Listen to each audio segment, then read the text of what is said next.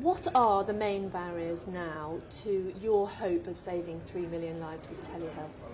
I think the first barrier is simply that people don't have the evidence to believe that investing in this technology will make a difference.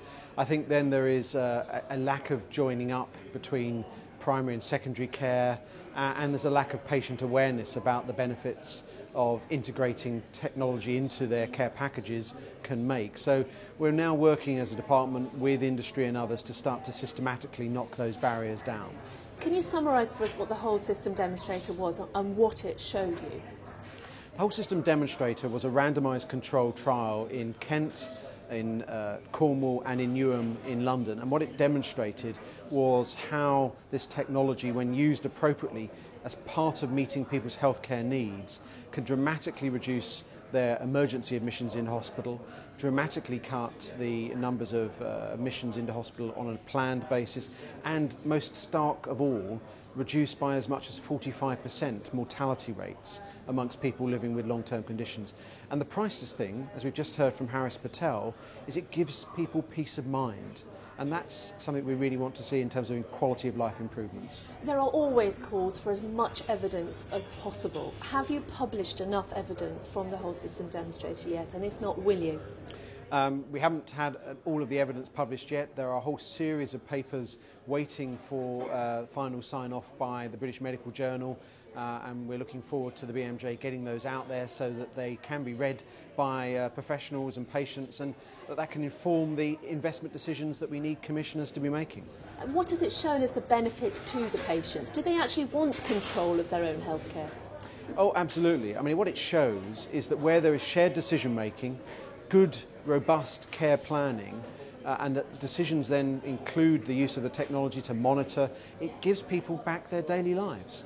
As we heard from Haris Patel just now, he spent 10 months a year in hospital. He now spends as much as 10 weeks a year in hospital. It's a dramatic transformation in his quality of life. So this is absolutely a way of revolutionising healthcare, making it more personalised, more joined up. If people are going to adopt this, they need to be convinced that there is a price benefit, that there is a cost benefit as well as a benefit to patients. If you're not going to have top-down control of this, how are you going to realise those cost efficiencies? Well, the key thing here is it's about UK PLC seeing this as an area for potential growth, both domestically in the UK but also in terms of exports. And the industry, Tunstall and others, now see the opportunity to grow this market in the UK.